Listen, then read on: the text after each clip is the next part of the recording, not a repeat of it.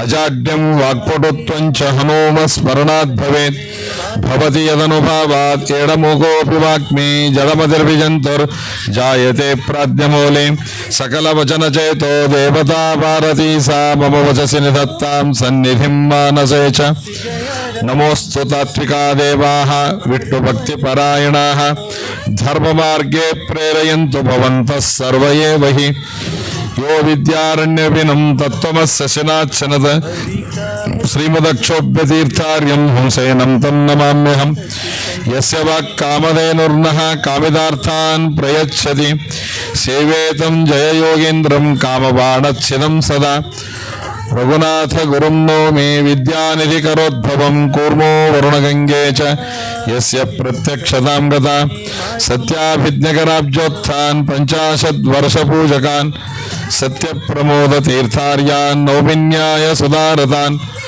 ಸತ್ಯಪ್ರಮೋದ ಸಂಜಾತಂ ವಿದ್ವತ್ ಕುಮುದ ಬಾಂಧವಂ ಹಿತೋಪದೇಶಕರ್ತಾರಂ ಸತ್ಯಾತ್ಮಾನಂ ಯತಿಂ ಭಜೆ ವಿದ್ಯಾಪೀಠ ವಿಧಾತಾರಂ ವಿದ್ಯಾವಾರಿಧಿ ಚಂದಿರಂ ವಿದ್ಯಾರ್ಥಿ ವತ್ಸಲಂ ವಂದೇ ಮಹಾಮಹಿಮ ಸದ್ಗುರುಂ ಸರ್ವ ವಿದ್ಯಾ ಪ್ರದಾತಾರಂ ಸರ್ವಶಾಸ್ತ್ರೇಷು ಕೋವಿದಂ ಸರ್ವೋಪದೇಶಕರ್ತಾರಂ ತಂ ವಂದೇ ಜ್ಞಾನಕೇಸರಿಂ ಆಪಾದಮೌಳಿ ಪರ್ಯಂತಂ ಗುರುಣಾಂ ಆಕೃತಿಂ ಸ್ಮರೇತ್ ತೇನ ವಿಘ್ನಾಃ ಪ್ರಣಶ್ಯಂತಿ ಸಿದ್ಧ್ಯಂತಿ ಚ ಮನೋರಥಾಃ ಹರಿ ಓಂ ಹರಿ ಓಂ ಹರಿ ಓಂ.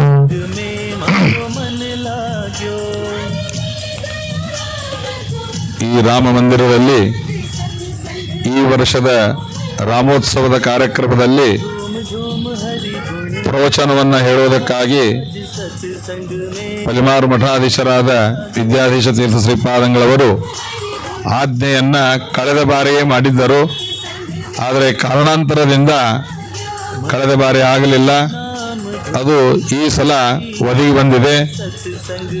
ನನಗನಿಸ್ತದೆ ಹೋದ ಸಲ ಇನ್ನೂ ರಾಮನ ಜನ್ಮಭೂಮಿ ಸಿಕ್ಕಿದ್ದಿಲ್ಲ, ರಾಮ ಇನ್ನೂ ಹುಟ್ಟಿದ್ದಿಲ್ಲ. ಹೀಗಾಗಿ ರಾಮ ಹುಟ್ಟಿದ ಮೇಲೆ ರಾಮ ಮಂದಿರದಲ್ಲೇನೆ ಪ್ರವಚನ ಆಗಬೇಕು ಅಂತ ಟೀಕಾಕೃತ್ಪಾದರ ಸಂಕಲ್ಪಿತ ಕಾಣಿಸ್ತದೆ. ಹೀಗಾಗಿ ಈ ಬಾರಿ ಅಯೋಧ್ಯೆಯಲ್ಲಿ ರಾಮನ ಮಂದಿರದ ಉದ್ಘಾಟನೆ ಆಗಿದೆ. ರಾಮನಲ್ಲ ಅಲ್ಲಿ ಕುಳಿತಿದ್ದಾನೆ. ಹೀಗಾಗಿ ಆ ರಾಮನ ಬಗ್ಗೆ ಮಾತನಾಡುವುದಕ್ಕಾಗಿ ಅವಕಾಶವನ್ನ ಈ ರಾಮ ಮಂದಿರದಲ್ಲಿ ಕಲ್ಪಿಸಿಕೊಟ್ಟಿದ್ದಾರೆ ಪಲ್ಲಿಮಾರ ಸ್ವಾಮಿಗಳವರು. ಅವರಿಗೆ ಮೊದಲಿಗೆ ನಾನು ಅನಂತ ಕೃತಜ್ಞತಾಪೂರ್ವಕ ಧನ್ಯವಾದ ನಮಸ್ಕಾರಗಳನ್ನು ತಿಳಿಸ್ತಾ, ಈ ಕ್ರೋಧಿನಾಮ ಸಂವತ್ಸರದ ಈ ರಾಮನವಮಿಯ ಉತ್ಸವ 9 ದಿನಗಳ ಕಾಲ ಇಲ್ಲಿ ಪ್ರತಿ ವರ್ಷ ಈಗಾಗಲೇ 36 ವರ್ಷ, ಇದು 36ನೇ ವರ್ಷ ಅಂತ ಹೇಳ್ತಾ ಇದ್ದಾರೆ. 36 ಅನ್ನೋದು ಇದು ಪ್ರತಿ ಸಹಸ್ರದ ಒಂದು ದ್ಯೋತಕ. ಅಂದ್ರೆ 36,000 ದಂಪತಿಗಳು ಭಗವಂತನ ರೂಪಗಳು ಅಂತ ಹೇಳ್ತಾರೆ. ಹೀಗಾಗಿ 36 ಸಂಖ್ಯೆ ಉತ್ತಮವಾದ ಸಂಖ್ಯೆ. ಇದು 36ನೇಯ ರಾಮೋತ್ಸವ ಇಲ್ಲಿ ನಡೀತಾ ಇದೆ. ಪ್ರತಿ ವರ್ಷವೂ ಕೂಡ ಒಬ್ಬರಿಲ್ಲ ಒಬ್ಬ ವಿದ್ವಾಂಸರನ್ನ ಕರೆಸಿ ರಾಮನ ಬಗ್ಗೆ ಮಾತನಾಡುವುದು, ರಾಮನ ಚರಿತ್ರೆಯನ್ನು ಹೇಳೋದು, ರಾಮನ ಗುಣಗಾನವನ್ನು ಮಾಡೋದು, ಬೇರೆ ಬೇರೆ ಕಾರ್ಯಕ್ರಮಗಳನ್ನು ಮಾಡಿ, ರೂಪಕ ನೃತ್ಯಗಳನ್ನು ಮಾಡಿಸಿ, ನಾಟಕಗಳನ್ನು ಮಾಡಿಸಿ, ಭಜನೆಗಳನ್ನು ಮಾಡಿಸಿ, ಅಂತೂ ರಾಮೋತ್ಸವವನ್ನು ವೈಭವವಾಗಿ ತಂತ್ರಿಗಳು ಮಾಡ್ತಾ ಬಂದಿದ್ದಾರೆ ಈ ಗುಲ್ಬರ್ಗ ಪ್ರಾಂತದಲ್ಲಿ. ಆ ತಾಯಿಯವರು ಇರುವಾಗ ಒಂದು ಸಲ ನಾನು ಒಂದಿನ ಇಲ್ಲಿ ಬಂದು ಹೋಗಿದ್ದೆ, ಇದೇ ರಾಮೋತ್ಸವದ ಕಾರ್ಯಕ್ರಮದಲ್ಲೇನೆ ಒಂದನ್ನು ಸಲ ಬಂದಿದ್ದೆ. ಆದರೆ ಆಮೇಲೆ ಬೇರೆ ಟೈಮಿಗೆ ಬರಲಿಕ್ಕೆ ಆಗಲಿಲ್ಲ. ಆದರೆ ಅವರು ಮೊಳಖೇಡದ ಮೇಲೆ ಅತಿ ವಿಶ್ವಾಸವನ್ನು ಮಾಡ್ತಕ್ಕಂಥವ್ರು. ವರ್ಷದಾಗ 1 ಸಲ 2 ಸಲ ಬಂದು ಅಲ್ಲಿ ಹೋಗುವರು. ಈಗ ಅವರಿಬ್ಬರೂ ಕೂಡ ಇಲ್ಲಿ ನಮ್ಮ ಕಣ್ಣು ಮುಂದೆ ಇಲ್ಲ. ಆ ಎರಡೂ ಜೀವಕ್ಕೆ ಭಗವಂತ ಒಳ್ಳೆ ಸದ್ಗತಿಯನ್ನು ಕೊಡಲಿ. ಅವರು ಹಾಕಿಕೊಂಡ ಆ ಸಂಕಲ್ಪ, ಅವರು ಮಾಡಿದ ಆ ಇಚ್ಛೆ, ಯಾವುದೇ ಒಬ್ಬ ವ್ಯಕ್ತಿ ಸದಿಚ್ಛೆಯನ್ನ ಮಾಡದ ಅಂದರೆ ಭಗವಂತ ಅದನ್ನು ಪೂರೈಸ್ತಾನೆ. ಇಚ್ಛೆನೇ ನಮ್ಮದು ಡೋಲಾಯಮಾನ ಇತ್ತು ಅಂದರೆ, ನಮ್ಮ ಇಚ್ಛೆನೇ ಸಂಶಯಾಸ್ಪದ ಇತ್ತಂದರೆ, ನಮ್ಮ ಮನಸ್ಸಿನಲ್ಲಿ ಗೊಂದಲ ಇದ್ದರೆ, ನಮ್ಮ ಮನಸ್ಸಿನಲ್ಲಿ ನಾನಾ ಥರದ ಉಪದ್ರವಗಳನ್ನು ಇಟ್ಟುಕೊಂಡು ನಾವು ಆ ಕಾರ್ಯಕ್ರಮ ಮಾಡಬೇಕು ಅಂತ ಅನ್ಕೊಂಡಿದ್ದರೆ ಮಾತ್ರ ಸರ್ವಥಾ ಆ ಕಾರ್ಯಕ್ರಮಗಳು ಕೊನಿತನ ನಡೆಯುವುದಿಲ್ಲ, ಬಹಳ ಕಾಲದವರೆಗೆ ನಡೆಯುವುದಿಲ್ಲ. ಆದ್ರಿಂದ ಸತ್ಕರ್ಮಗಳಿಗೆ ಸದಿಚ್ಛೆ ಬಹಳ ಮಹತ್ವದ್ದು. ನಾವು ಎಷ್ಟು ಆ ಕಾರ್ಯಕ್ರಮದಲ್ಲಿ ಹಣ ಕೊಡ್ತೇವೋ ಗೊತ್ತಿಲ್ಲ, ನಾವು ಆ ಕಾರ್ಯಕ್ರಮದಲ್ಲಿ ಎಷ್ಟು ನಮ್ಮ ದೇಹವನ್ನು ತೊಡಗಿಸ್ತೇವೋ ಗೊತ್ತಿಲ್ಲ, ಆದರೆ ಮನಸ್ಸು ಮಾತ್ರ ತೊಡಗಿಸೇಬೇಕು. ಮನಸ್ಸನ್ನು ನಾವು ಇಟ್ಟರೆ ಮಾತ್ರ ಆ ಕಾರ್ಯಕ್ರಮ ಅದು ಭಗವಂತ ಅದು ನೆರವೇರಿಸ್ತಾನೆ, ಅದು ಪರಿಪೂರ್ಣ ಮಾಡ್ತಾನೆ. ಅದು ಅವರು ಎಷ್ಟು ಕಾಲ ಅಂತ ಅನ್ಕೊಂಡಿದ್ದಾರೆ ಅಷ್ಟು ಕಾಲದವರೆಗೆ ಆ ಕಾರ್ಯಕ್ರಮ ನಡೀತದೆ. ಯಾಕೆಂದ್ರೆ ಇಚ್ಛೆ ಒಳ್ಳೆಯದಿದೆ, ಆದ್ದರಿಂದ ಮನಸ್ಸು ಒಳ್ಳೆಯದಿದೆ, ಆದ್ದರಿಂದ ಭಗವಂತ ಅದನ್ನ ಪೂರೈಸ್ತಾನೆ ಅನ್ನುವುದಕ್ಕೆ ಇದು ಒಂದು ನಮಗೆ ನಿದರ್ಶನ ಅಂತ ಹೇಳಬಹುದು. ಯಾಕಂದ್ರೆ ಕೆಲವು ಸಂಸ್ಥೆಗಳು, ಕೆಲವು ಕಾರ್ಯಕ್ರಮಗಳು ಸ್ಟಾರ್ಟಿಂಗ್ಗಳು ಹುರುಪಿರುತ್ತದೆ, ಪ್ರಾರಂಭದಲ್ಲಿ ಹುರುಪಿರುತ್ತದೆ, ಪ್ರಾರಂಭದಲ್ಲಿ ಉತ್ಸಾಹ ಚೆನ್ನಾಗಿರುತ್ತದೆ. ಆದರೆ ಅದು 2ನೇ ವರ್ಷ, 3ನೇ ವರ್ಷ, 4ನೇ ವರ್ಷ ಆದಂತೆ ಅವರಿಗೂ ಬೇರೆ ಬೇರೆ ಏನೋ ಜವಾಬ್ದಾರಿಯನ್ನು ಅವ್ರು ಹಾಕೊಂಡು ಈ ಜವಾಬ್ದಾರಿಯನ್ನು ಕಮ್ಮಿ ಮಾಡಿಕೊಂಡು ಈ ಕಾರ್ಯಕ್ರಮಕ್ಕೆ ಲೋಪ ಆಗೋದು ಹೆಚ್ಚಾಕೋದು ಹೋಗ್ತಿರ್ತದೆ. ಆದರೆ ರಾಮನ ಇಚ್ಛೆ ಇದೆ, ರಾಮನ ಅನುಗ್ರಹ ಇದೆ. ರಾಮನ ಚರಿತ್ರೆಯನ್ನ ವಾಲ್ಮೀಕಿ ರಾಮಾಯಣದಲ್ಲಿ ಬರ್ತದೆ. ರಾಮನ ಚರಿತ್ರೆ ಎಲ್ಲಿಯವರೆಗೆ ಭೂಲೋಕದಲ್ಲಿ ಇರುತ್ತದೆ ಅಂತಂದ್ರೆ ಬ್ರಹ್ಮದೇವರು ಆ ವಾಲ್ಮೀಕಿ ಋಷಿಗಳಿಗೆ ಹೇಳುವಾಗ ಹೇಳ್ತಾರೆ, ಎಲ್ಲಿಯವರೆಗೆ ಭೂಮಿಯಲ್ಲಿ ಗಿಡಗಳಿವೆ, ಮರಗಳಿವೆ, ನದಿಗಳಿವೆ, ಗುಡ್ಡಗಳಿವೆ, ಎಲ್ಲಿಯವರೆಗೆ ನಮಗೆ ಈ ಎಲ್ಲ ಪದಾರ್ಥಗಳು ಇರುತ್ತವೆಯೋ ಅಲ್ಲಿ ಕಣಗಳಲ್ಲಿ ರಾಮನ ಚರಿತ್ರೆ ತುಂಬಿಕೊಂಡು ಇರುತ್ತದೆ ಅಂತೆ. ಹಾಗಾದ್ರೆ ಜಗತ್ತಿನೊಳಗೆ ಬೇರೆ ಇನ್ನೇನಾದ್ರೂ ಹೋಗಬಹುದು, ಆದರೆ ಈ ಗುಡ್ಡು, ನೀರು, ಕಾಡು ಇದು ಎಲ್ಲನೂ ಹೋಗ್ಲಿಕ್ಕೆ ಸಾಧ್ಯ ಇಲ್ಲ. ಕೆಲವು ಕಡೆಗೇನೋ ನಾವು ನಾಶ ಮಾಡಬಹುದು ಬುದ್ಧಿಪೂರ್ವಕ, ಆದರೆ ಎಲ್ಲ ವಸ್ತುವನ್ನು ಜಗತ್ತಿನಲ್ಲಿರುವ ಗಿಡ ಮರಗಳನ್ನು ನಾಶ ಮಾಡ್ತೀವಿ ಅಂತಲಿಕ್ಕೆ ಸಾಧ್ಯ ಇಲ್ಲ, ಜಗತ್ತಿನಲ್ಲಿರುವ ನದಿಗಳನ್ನು ಒಣಗಿಸ್ತೀವಿ ಅಂತಲಿಕ್ಕೆ ಸಾಧ್ಯ ಇಲ್ಲ. ಆದರೆ ಆ ಎಲ್ಲ ನೀರುಗಳು, ಗುಡ್ಡಗಳು, ಪರ್ವತಗಳು ಹಾಗೂ ಗಿಡ ಮರಗಳು ಇರುತ್ತವೆ ಅಂದ ಮೇಲೆ ರಾಮನ ಚರಿತ್ರೆ ಅಲ್ಲಿಯವರೆಗೂ ಇದ್ದೇ ಇರುತ್ತದೆ ಅಂತ ನಾರದರು ಹೇಳ್ತಾರೆ, ಬ್ರಹ್ಮದೇವರು ಹೇಳ್ತಾರೆ ವಾಲ್ಮೀಕಿ ಋಷಿಗಳಿಗೆ. ಅಂದ ಮೇಲೆ ಅಂತಹ ರಾಮನ ಚರಿತ್ರೆ, ಅಂತಹ ಚರಿತ್ರೆಯಿಂದ ಯುಕ್ತನಾದ ರಾಮ ಇಲ್ಲಿ ನಮ್ಮ ಗುಲ್ಬರ್ಗ ಜಿಲ್ಲೆಯಲ್ಲಿ ಈ ರಾಮ ಮಂದಿರದಲ್ಲಿ ಕುಳಿತಿದ್ದಾನಂದ ಮೇಲೆ ಆ ರಾಮನ ವಿಗ್ರಹ ಎಲ್ಲಿಯವರೆಗೆ ಇರುತ್ತದೋ ಅಲ್ಲಿಯವರೆಗೆ ಇಲ್ಲಿ ನಿರ್ವಿಘ್ನವಾಗಿ ಆ ಕಾರ್ಯಕ್ರಮಗಳು ಆಗೇ ಆಗ್ತದೆ. ಅದರಲ್ಲಿ ಯಾವ ಸಂದೇಹವಿಲ್ಲ. ದೊಡ್ಡ ದೊಡ್ಡ ಯತಿಗಳು ಕೂಡ ಬಂದು ಇಲ್ಲಿ ಇದರ ಉದ್ಘಾಟನೆಯನ್ನ ಮಾಡಿದವರಿದ್ದಾರೆ. ಅದನ್ನು ಮುಂದುವರಿಸಿಕೊಂಡು ಹೋಗೋದಕ್ಕೆ ಅವರು ಸಮರ್ಥರು ಇದ್ದಾರೆ. ಅಂಥವರ ನೇತೃತ್ವದಲ್ಲಿ ಇದೆ ಅಂದ ಮೇಲೆ ಅದು ನಿರ್ವಿಘ್ನವಾಗಿ ಆಗೇ ಆಗ್ತದೆ. ಇವತ್ತಿನ ಈ ಕಾರ್ಯಕ್ರಮ ದೀಪ ಪ್ರಜ್ವಾಲನೆಯ ಮೂಲಕ, ಪಂಚದೀಪಗಳನ್ನ ಹಚ್ಚುವ ಮೂಲಕ ನಮ್ಮ ಪಂಚೇಂದ್ರಿಯಗಳಿಗೆ ಚಾಲನೆಯನ್ನು ಕೊಟ್ಟಿದ್ದೇವೆ ನಾವು. ಪಂಚದೀಪಗಳು ಪಂಚೇಂದ್ರಿಯಗಳು. ಈ ಪಂಚೇಂದ್ರಿಯಗಳು ನಮ್ಮ ಜ್ಞಾನದ ದ್ಯೋತಕವಾದ ಇಂದ್ರಿಯಗಳು. ರೂಪ, ರಸ, ಗಂಧ, ಸ್ಪರ್ಶ ಇವುಗಳ ವಿಷಯವನ್ನು ಸಂಗ್ರಹ ಮಾಡತಕ್ಕಂತಹ ಪಂಚ ಜ್ಞಾನೇಂದ್ರಿಯ. ಹೀಗಾಗಿ ನಾವು ಪುರಾಣಗಳನ್ನು ಕೇಳಬೇಕಾದಾಗ, ಪ್ರವಚನವನ್ನು ಕೇಳಬೇಕಾದಾಗ ಯಾವುದೋ ಒಂದು ಇಂದ್ರಿಯ ಪ್ರಕಾಶಮಾನವಾದರೆ ನಡೆಯೋದಿಲ್ಲ. 5 ಜ್ಞಾನೇಂದ್ರಿಯಗಳು ಪ್ರಜ್ವಲಿಸಿದರೆ ಮಾತ್ರ ನಮಗೆ ಆ ಎಲ್ಲ ರಾಮನ ಚರಿತ್ರೆಯನ್ನು ಕೇಳುವುದಕ್ಕೆ, ಕೇಳಿದ್ದನ್ನು ಗ್ರಹಣ ಮಾಡುವುದಕ್ಕೆ, ಗ್ರಹಣ ಮಾಡಿದ್ದನ್ನ ಧ್ಯಾನ ಮಾಡುವುದಕ್ಕೆ ಅದು ಉಪಯೋಗವಾಗ್ತದೆ. ಅದರ ದ್ಯೋತಕವಾಗಿ ಪಂಚ ದೀಪವನ್ನು ಪ್ರಜ್ವಲಿಸುವ ಮೂಲಕ ಕಾರ್ಯಕ್ರಮ ಪ್ರಾರಂಭವಾಗಿದೆ. ಇವತ್ತು ಮೊದಲನೇ ದಿನ. ಹೀಗಾಗಿ ಒಂದು ಅಧ್ಯಾಯ ಆಗಲಿ, ಒಂದು 10 ಶ್ಲೋಕಗಳಾದರೂ ರಾಮಾಯಣದ ಭಾಗವನ್ನ ಪ್ರಾರಂಭ ಮಾಡಿ ಮುಂದಿನ ಕಾರ್ಯಕ್ರಮಕ್ಕೆ ಬಿಡುಗಡೆ ಮಾಡಿ ಕೊಡುತ್ತೇನೆ. ವಾಲ್ಮೀಕಿ ಋಷಿಗಳು ರಾಮಾಯಣವನ್ನ ರಚನೆ ಮಾಡಿದ್ದಾರೆ. 7 ಕಾಂಡಗಳು ರಾಮಾಯಣದಲ್ಲಿ ಇದ್ದದ್ದು. ಅದರಲ್ಲಿ ಬಾಲಕಾಂಡವನ್ನ ನಾನು ಈ 9 ದಿನಗಳಲ್ಲಿ ಹೇಳಬೇಕು ಅಂತ ಅನ್ಕೊಂಡಿದ್ದೇನೆ. ಈ ಬಾಲಕಾಂಡದ ಪ್ರಥಮ ಸರ್ಗದಲ್ಲಿ ಸಂಪೂರ್ಣವಾದ ವಾಲ್ಮೀಕಿ ಋಷಿಗಳು ತಾವೇನು 24,000 ಶ್ಲೋಕಗಳನ್ನು ಮಾಡಿದ್ದಾರೆ ರಾಮನ ಚರಿತ್ರೆಯನ್ನು ಕೊಂಡಾಡುವುದಕ್ಕೆ. ಶ್ರೀರಾಮನ ಚರಿತ್ರೆಯನ್ನು ಕೊಂಡಾಡುವುದಕ್ಕೆ ವಾಲ್ಮೀಕಿ ಋಷಿಗಳು 24,000 ಶ್ಲೋಕಗಳನ್ನು ಮಾಡಿದ್ದಾರೆ 7 ಕಾಂಡಗಳಲ್ಲಿ. ಆ 24,000 ಶ್ಲೋಕಗಳಲ್ಲಿ ರಾಮನ ಮಹಿಮೆಯನ್ನ, ಪರಿಪೂರ್ಣವಾದ ರಾಮನ ವ್ಯಕ್ತಿತ್ವವನ್ನ, ನಿರ್ದೋಷವಾದ ವ್ಯಕ್ತಿತ್ವವನ್ನ, ಸಾಮಾಜಿಕಕ್ಕೆ ಉಪಯುಕ್ತವಾದ ರಾಮನ ಚರಿತ್ರೆಯನ್ನ ಅದನ್ನು ಹೇಗೆ ನಿರೂಪಣೆ ಮಾಡಿದ್ದಾರೆ ಅನ್ನುವುದರ ಒಂದು ದ್ಯೋತಕ ಅವರು ಮಾಡಿದ ಕಾವ್ಯನೇ ಅದು ವಾಲ್ಮೀಕಿ ರಾಮಾಯಣ. ಇದೇ ಮೊಟ್ಟ ಮೊದಲಾದ ಕಾವ್ಯ. ಈ ಶತಕೋಟಿ ವಿಸ್ತೀರ್ಣವಾದ ರಾಮಾಯಣ ಇದೆ. ಅದು ಭಗವಾನ್ ವೇದವ್ಯಾಸ ದೇವರು ಭಗವಂತ ಮಾಡಿದ ರಾಮಾಯಣ. ಆ ರಾಮಾಯಣ ನಮಗೆ ಎಲ್ಲವೂ ಉಪಲಬ್ಧಿ ಇಲ್ಲ. ಆದರೆ ಆ ರಾಮಾಯಣದ ಕೆಲವು ಶ್ಲೋಕಗಳನ್ನು ಶ್ರೀಮದ್ ಆನಂದ ತೀರ್ಥ ಭಗವತ್ಪಾದರು ತಮ್ಮ ಸರ್ವಮೂಲ ಗ್ರಂಥಗಳಲ್ಲಿ ಅಲ್ಲಲ್ಲಿ ಕೋಟ್ ಮಾಡಿದ್ದಾರೆ. ಆದರೆ ನಮಗೆ ಈ ಸದ್ದ ಉಪಲಬ್ಧ ಆಗುವ ರಾಮಾಯಣ ಅಂದರೆ ವಾಲ್ಮೀಕಿ ರಾಮಾಯಣ.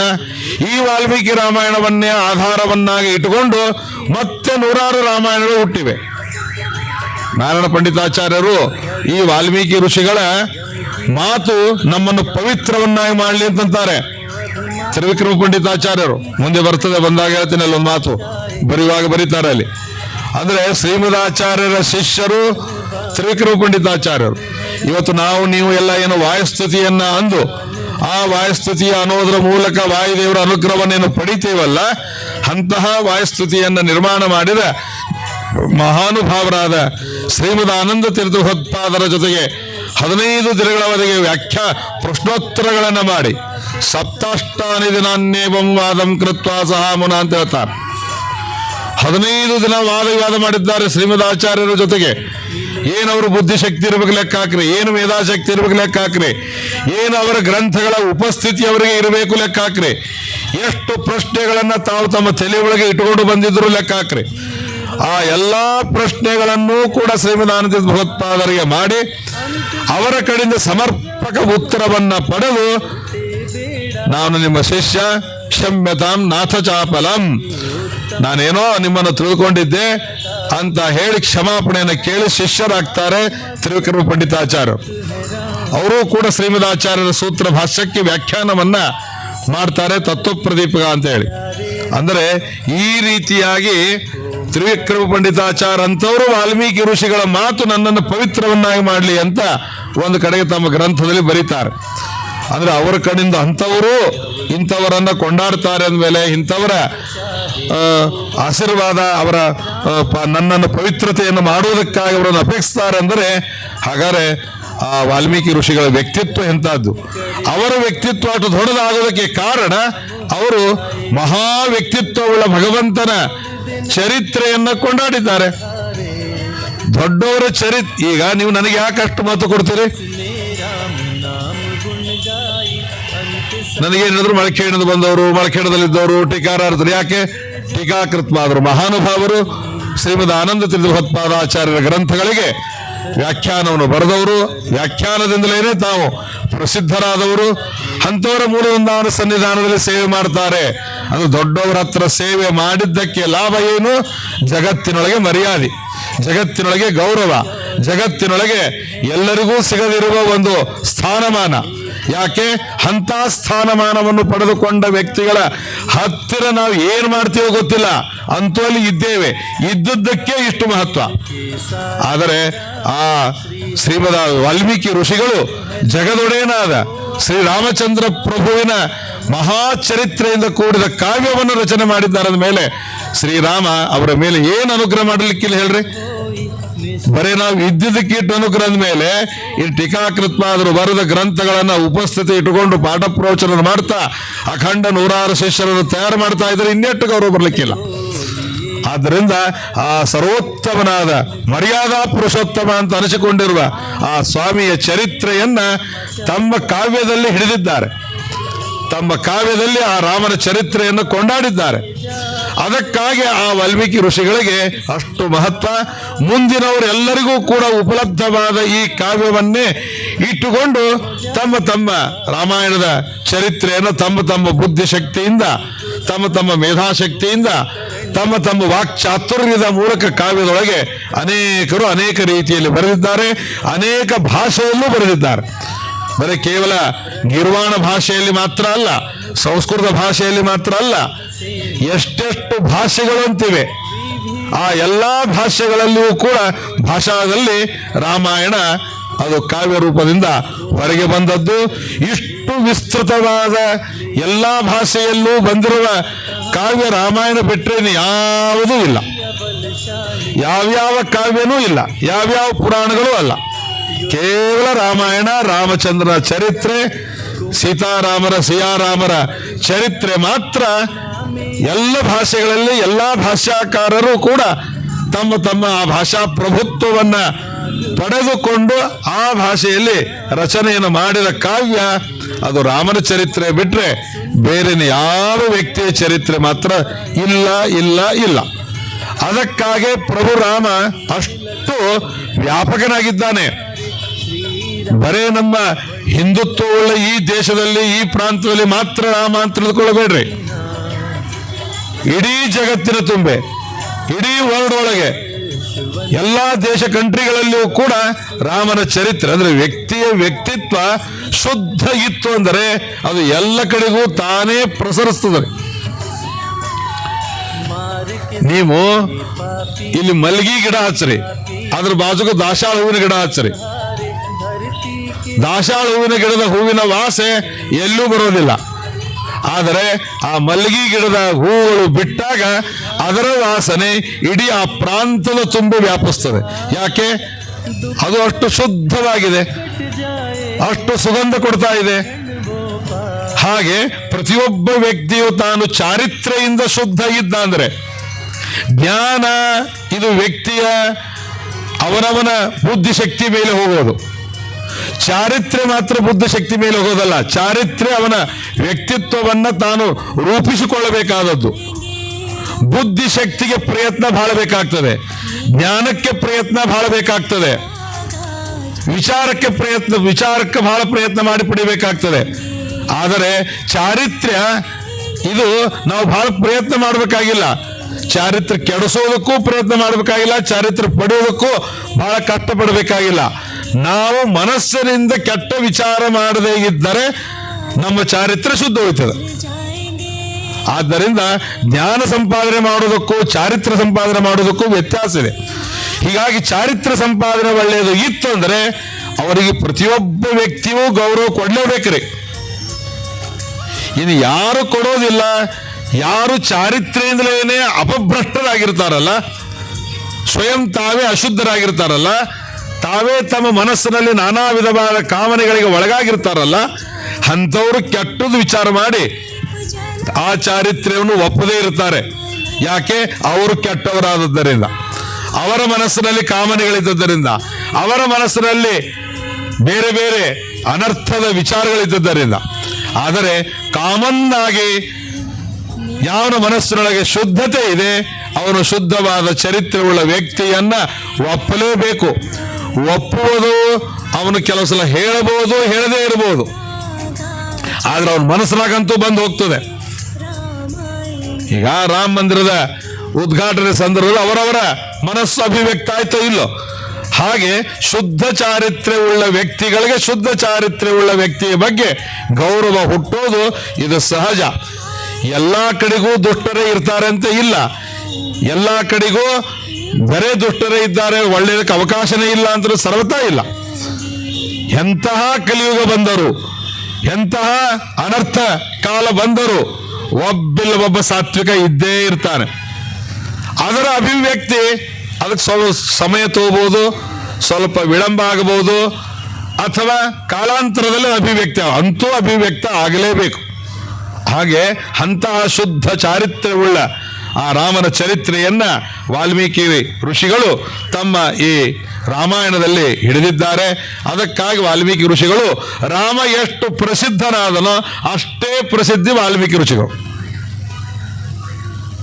ಯಾಕೆಂದ್ರೆ ರಾಮನ ಚರಿತ್ರೆ ಗೊತ್ತಾದದ್ದೇ ವಾಲ್ಮೀಕಿ ಋಷಿಗಳಿಂದ. ಅವರು ಬಿಟ್ಟು ಬೇರೆ ಇನ್ಯಾರು ಬರದ ಚಾರಿತ್ರ್ಯ ಸಿಕ್ಕಿಲ್ಲ. ಭಗವಂತ ಮಾಡಿದ ಶತಕೋಟಿ ವಿಸ್ತೀರ್ಣವಾದ ರಾಮಾಯಣ ಉಪಲಬ್ಧಿ ಇಲ್ಲ. ಅಂದ ಮೇಲೆ ರಾಮನ ಚರಿತ್ರೆ ಗೊತ್ತಾಗೋದೇ ಅಂದಮೇಲೆ ವಾಲ್ಮೀಕಿ ಋಷಿಗಳಂದ ಮೇಲೆ, ಹಾಗಾದ್ರೆ ವಾಲ್ಮೀಕಿಗಳನ್ನ ಸ್ಮರಣ ಮಾಡದೆ ವಾಲ್ಮೀಕಿ ಋಷಿಗಳ ಬರೆದ ಗ್ರಂಥದ ಅಧ್ಯಯನ ಇಲ್ಲದೆ ಇದ್ದರೆ ರಾಮನ ಪರಿಪೂರ್ಣ ಜ್ಞಾನ ಯಾರಿಗೂ ಆಗಲಿಕ್ಕೆ ಸಾಧ್ಯವಿಲ್ಲ. ಹಾಗಾದ್ರೆ ರಾಮನ ಪ್ರಭು ರಾಮಚಂದ್ರ ದೇವರ ಮರ್ಯಾದಾ ಪುರುಷೋತ್ತಮ ರಾಮನ ಪರಿಪೂರ್ಣವಾದ ಜ್ಞಾನ, ಪರಿಪೂರ್ಣವಾದ ಅವನ ಚಾರಿತ್ರ್ಯ ಜ್ಞಾನ ಆಗೋದು ಅದು ವಾಲ್ಮೀಕಿ ಋಷಿಗಳಿಂದ ಅಂತ ಅಂದ ಮೇಲೆ ವಾಲ್ಮೀಕಿ ಋಷಿಗಳು ಅಷ್ಟೇ ಆ ರಾಮನ ಅನುಗ್ರಹಕ್ಕೆ ಪಾತ್ರರಾದವರು. ಅದಕ್ಕೆ ಮಂಗಳಾಚರಣವನ್ನು ಮಾಡುವಾಗ ಹೇಳ್ತಾರೆ, ತಪಸ್ವಾಧ್ಯಾಯ ನಿರತಂ ತಪಸ್ವಿ ವಾಗ್ವಿದಾಂ ವರಂ ನಾರದಂ ಪರಿಪ್ರಪೃಚ್ಛ ವಾಲ್ಮೀಕಿರ್ ಮುನಿಪುಂಗವಂ. ಒಂದು ಸಲ ವಾಲ್ಮೀಕಿ ಋಷಿಗಳಿಗೂ ನಾರದರಿಗೂ ಸಮಾಗಮ ಆಗ್ತದೆ. ಎಂತಹ ನಾರದರಿಗೆ ವಾಲ್ಮೀಕಿ ಋಷಿಗಳ ಸಮಾಗಮ ಆಗ್ತದೆ ಅಂತಂದರೆ ಆಗ ಹೇಳ್ತಾರೆ, ತಪಸ್ವಾಧ್ಯಾಯ ನಿರತಂ. ತಪಸ್ಸು ಸ್ವಾಧ್ಯಾಯ ಅವರವರ ಋಗ್ವೇದ ಯಜುರ್ವೇದ ಸಾಮವೇದ ಇತ್ಯಾದಿ 4 ಅಧ್ಯಾಯವನ್ನು ಮಾಡುವ ಅಧ್ಯಯನದಲ್ಲಿ ರತರಾದ ತಪಸ್ವಿಗಳಾದ ವಾಗ್ವಿದಾಂವರಂ, ಪ್ರವಚನಕಾರರು ಅಂತ ಯಾರ್ಯಾರಿದ್ದಾರಲ್ಲ, ಮಾತುಗಾರರು ಅಂತ ಯಾರ್ಯಾರಿದ್ದಾರಲ್ಲ, ಅಂತಹ ಮಾತುಗಾರರಲ್ಲಿ ಅತ್ಯಂತ ಶ್ರೇಷ್ಠರಾದ ನಾರದ ಋಷಿಗಳನ್ನ ವಾಲ್ಮೀಕಿ ಋಷಿಗಳು ಮಾತನಾಡ್ತಾರಂತೆ. ಮತ್ತೆಂಥವರು ನಾರದರು? ಮುನಿಪುಂಗವಂ, ಎಲ್ಲ ಮುನಿಗಳಲ್ಲಿ ಶ್ರೇಷ್ಠರು. ಜಗತ್ತಿನಲ್ಲಿ ಎಷ್ಟು ಮುನಿಗಳು ಅಂತಿದ್ದಾರೆ, ಋಷಿಗಳಂತಿದ್ದಾರೆ, ತಪಸ್ವಿಗಳಂತಿದ್ದಾರೆ. ಅಂತಹ ಮುನಿಗಳಲ್ಲಿ ಶ್ರೇಷ್ಠರಾದ ತಪಸ್ವಾಧ್ಯಾಯವೇ ತಮ್ಮ ಜೀವನದ ಉಸಿರು ಅಂತ ಅನ್ಕೊಂಡಿರತಕ್ಕಂತಹ, ಮಾತನ್ನ ಆಡೋದೊಳಗೆ ಕುಶಲರಾದ ಇವರಿಗೆ ಈ ವಿಶೇಷಣ ಕೊಟ್ಟದ್ದು ಸಾರ್ಥಕರೇ. ನೀವು ರಾಮಾಯಣ ಮಹಾಭಾರತ ಭಾಗವತ ಎಲ್ಲೇ ಹೋದರೂ ಕೂಡ ನಾರದರು ಬರದೆ ಪಾತ್ರ ಮುಗಿಸ್ಲಿಕ್ಕೆ ಸಾಧ್ಯನೇ ಇಲ್ಲ, ನಾರದರು ಬರದೆ ಆ ಗ್ರಂಥ ಮುಗಿಲಿಕ್ಕೆ ಸಾಧ್ಯ ಇಲ್ಲ.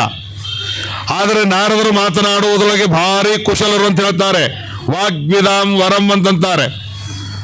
ಯಾಕೆಂದ್ರೆ ಅವರು ಅಸುರರಿಗೆ ಹೇಗೆ ಮಾತಾಡಬೇಕು, ದೈತ್ಯರಿಗೆ ಹೇಗೆ ಮಾತಾಡಬೇಕು, ದಾನವರಿಗೆ ಹೇಗೆ ಮಾತಾಡಬೇಕು, ಋಷಿ ಮುನಿಗಳ ಜೊತೆಗೆ ಹೇಗೆ ಮಾತಾಡಬೇಕು, ದೇವತರ ಜೊತೆಗೆ ಹೇಗೆ ಮಾತಾಡಬೇಕು, ಪರಮಾತ್ಮ ಭೂಲೋಕದಲ್ಲಿ ಅವತಾರ ಮಾಡಿ ಬಂದಾಗ ಭಗವಂತನ ಜೊತೆಗೆ ಹೇಗೆ ವ್ಯವಹಾರ ಮಾಡಬೇಕು, ಕೃಷ್ಣ ರಾಮ ಇವರ ಜೊತೆಗೆ ಹೇಗೆ ವ್ಯವಹಾರ ಮಾಡಬೇಕು, ಪರಶುರಾಮ ದೇವರ ಜೊತೆಗೆ ಹೇಗೆ ವ್ಯವಹಾರ ಮಾಡಬೇಕು, ಇದೆಲ್ಲ ಗೊತ್ತಿರ್ಬೇಕ್ರಿ. ಇದೆಲ್ಲ ಗೊತ್ತಿದ್ದಾಗೆ ನಾವು ನಮ್ಮ ಬಾಯಿಂದ ಮಾತುಗಳು ಬರ್ತವೆ.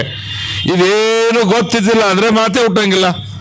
ಅದಕ್ಕಾಗಿ ವಾಗ್ವಿದಾಂ ವರಂ, ಯಾರ ಜೊತೆಗೆ ಹೇಗೆ ಮಾತನಾಡಬೇಕು ಅಂತನ್ನುವುದನ್ನು ತಿಳಿದುಕೊಂಡವರು ಮಾತನಾಡುವರೊಳಗೆ ಇವರು ಕುಶಲರು. ಕುಶಲರು ಅಂದ್ರೆ ಯಾರ್ಯಾರ ಜೊತೆಗೆ ಹೇಗೆ ಮಾತಾಡಬೇಕು ಅನ್ನೋದು ಗೊತ್ತಿದ್ದರೆ ಅವರು ಕುಶಲರಾಗ್ತಾರೆ. ಹಾಗೆ ನಾರದರು ಎಲ್ಲರಿಗೂ ಬೇಕಾದವರು ನೋಡ್ರಿ. ಇನ್ನೂ ದೇವರು ಎಲ್ಲರಿಗೂ ಬೇಕಾದವಲ್ಲ. ವಿಚಿತ್ರ, ರಾವಣನಿಗೆ ಬೇಡದವಾದ, ದೈತ್ಯರಿಗೆ ಬೇಡದವಾದ. ಆದರೆ ನಾರದರು ಮಾತ್ರ ಎಲ್ಲರಿಗೂ ಬೇಕಾದವರೇ, ದೈತ್ಯರಿಗೂ ಬೇಕಾದವರೇ, ರಾಕ್ಷಸರಿಗೂ ಬೇಕಾದವರೇ, ತಪಸ್ವಿಗಳಿಗೂ ಬೇಕಾದವರೇ. ಯಾಕೆ ನೋಡಿ, ಮನುಷ್ಯ ಮಾತಿನೊಳಗೆ ಬಲ್ಲವನಾದ ಅಂದರೆ ಎಲ್ಲರಿಗೂ ಬೇಕಾದವನಾಗ್ತಾನೆ. ಮಾತಿನೊಳಗೆ ಅವನು ದುರ್ಬಲನಾದ ಅಂದರೆ ಅವ ಎಲ್ಲರೂ ಹೆಂಡತಿಗೂ ಬೇಡದವಾಗ್ತಾನೆ, ಹಡದ ಮಕ್ಕಳಿಗೂ ಬೇಡದವಾಗ್ತಾನೆ. ಯಾಕೆ? ಮಾತು ಸರಿ ಇಲ್ಲ, ಏನೋ ಮಾತಾಡ್ಬಿಡ್ತಾನ್ರಿ, ಬೈದು ಬಿಡ್ತಾನ, ಅಂದು ಬಿಡ್ತಾನ, ವಿಳ ನೋಡಂಗಿಲ್ಲ, ಪ್ರಸಂಗ ನೋಡಂಗಿಲ್ಲ ಅಂತಂತೇವಿಲ್ಲ ನಾವು. ಯಾಕೆ? ಮಾತು ಕ್ರೂರ, ಮಾತು ಒಂದು ಸಿಟ್ಟಿನ ಮಾತು ಅಂತ. ಆದ್ರೆ ಮನುಷ್ಯ ಎಲ್ಲರಿಗೂ ಬೇಕಾದ ಆಗಬೇಕಾದರೆ ಅವನು ಒಳ್ಳೆ ಮಾತುಗಾರನಾಗಬೇಕು, ಒಳ್ಳೆ ವಾಕ್ಚಾತುರ್ಯ ಉಳ್ಳವನಾಗಬೇಕು. ಆ ವಾಕ್ಚಾತುರ್ಯ ನಾರದರಿಗೆ ಇತ್ತು ಅಂತ ಹೇಳ್ತಾ ಇದ್ದಾರೆ ವಾಲ್ಮೀಕಿ ಋಷಿಗಳು. ಅಂತಹ ವಾಲ್ಮೀಕಿ ಋಷಿಗಳು ನಾರದರು ಸಿಕ್ಕಾಗ ಆ ನಾರದರಿಗೆ ಕೇಳ್ತಾರೆ. ಏನ್ ಕೇಳ್ತಾರೆ?